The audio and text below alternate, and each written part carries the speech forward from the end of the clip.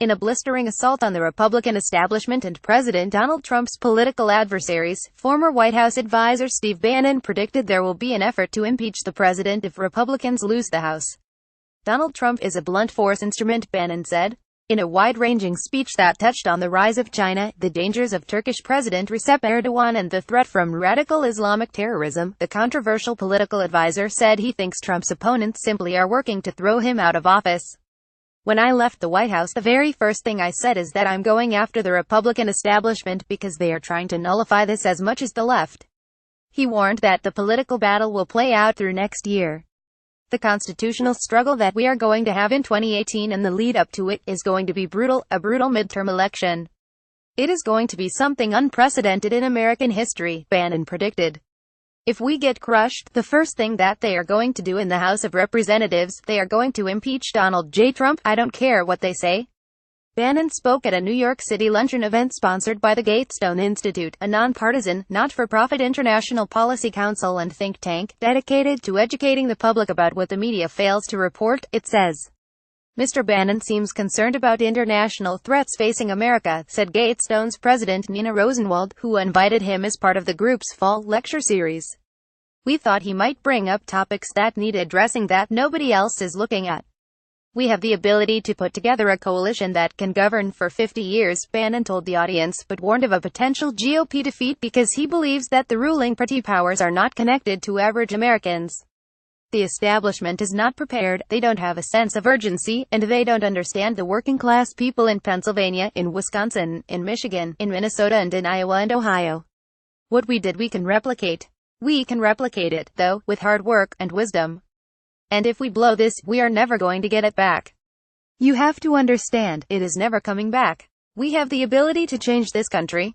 Bannon, who is supporting some insurgent candidates in upcoming Republican primaries, did not delve into the growing UAL misconduct allegations surrounding Alabama Senate candidate Roy Moore. Bannon supported Moore over President Trump's primary pick, the incumbent Senator Luther Strange, and only mentioned the controversy briefly. He cited it as an example of what he considers the establishment's panic. "They're petrified of the opposition party. You know what my superpower is. I don't give a damn. I could care less what they say about me. I could care less. It's about action. The Republican Party and the leaders of the Republican Party are cowards. You are writing your checks to cowards. Understand this. They are there for you when it's easy. They are there to take your check. But when something comes up like the Iran situation, they will flip the Constitution of the United States so they can have some sort of conscience for voting for that. It's outrageous." He said that Senate Majority Leader Mitch McConnell owes his job to Donald Trump, noting that it was Trump's wins that swept the GOP into the Senate majority. Wisconsin, Missouri and North Carolina were all dead in the water. They were brought across the goal line by Donald Trump. Mitch McConnell had a terrible track record of picking people to run. Bannon also used his Gatestone appearance to remind the attendees of the Trump administration's success against ISIS, both on the battlefield and squeezing the financial pipeline that supports terrorism. "We crushed the caliphate of ISIS. In 2014, the ISIS caliphate was 8 million people.